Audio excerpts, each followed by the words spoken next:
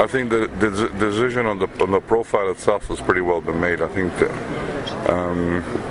what we have been working our way through is the options in terms of the allocation of vehicles and architectures to these plants, because it's no longer a simple question of deciding what a particular plant in Italy does, but is to find out how that plant fits within a much larger manufacturing base, which includes the U.S., it includes all of NAFTA, all of Latin America, and now Asia.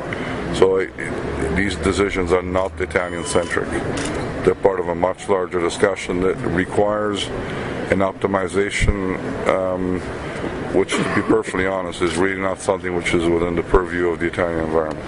So the discussions that we're having, and we have had, the obstinate sort of reaction of some parts of the unions to try and force decisions on Fiat is not going to work. I mean, because the bet is too large.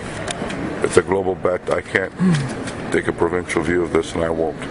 Having said this, we remain committed to building the infrastructure that we made the commitment to last year, as long as we don't get obstacled, as long as we don't get rocks thrown in our direction. And these strikes won't help you? I think the strike, personally, I think is a very, very bad idea. Why? Simply because of the fact that it is not the manner in which one would encourage investment in this country. I'm sure that our workers understand this. Even a one-day strike? But even a 5-minute strike is a nonsensical thing to do. I mean, it accomplishes nothing. You're telling somebody who's trying to invest in this country that you are unwilling to participate. That's what it says. And you're trying to impose conditions on that investment which you cannot control. And so it's a very short-lived strategy. And if they actually think that they can push this through, and effectively if we get a reaction out of our workforce that shows that a predominant portion of our workers do not want Fiat in this country, I keep on going back to this, we'll get the message. My view is that the majority of our workers do want this here. So let's not worry about the fringe elements of union representation. They're not Italy. Thank God. The possibility of Fiat moving away is real. I don't think they would move all their current production in Italy, but there could be a trend toward at least a partial delocalization. This trend could be followed by other Italian companies that maybe now are refrained from doing so. If Fiat gives up,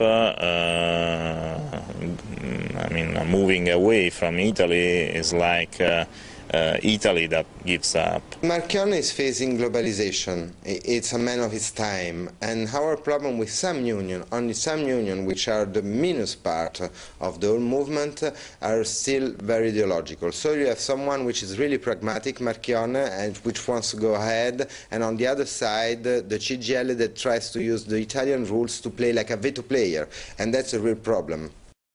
I don't think that Fiat can really leave Italy completely, because it's the main market of Fiat, and because Fiat is an important brand which also has Ferrari, which has been doing very well all over the world and which is already well known. What Marchionne could decide is to take the brain and his heart in the US, and this could be anyway a problem, because at that point we will only have the production of the car, but there will be all the Italian style, all the made in Italy, which would be lost.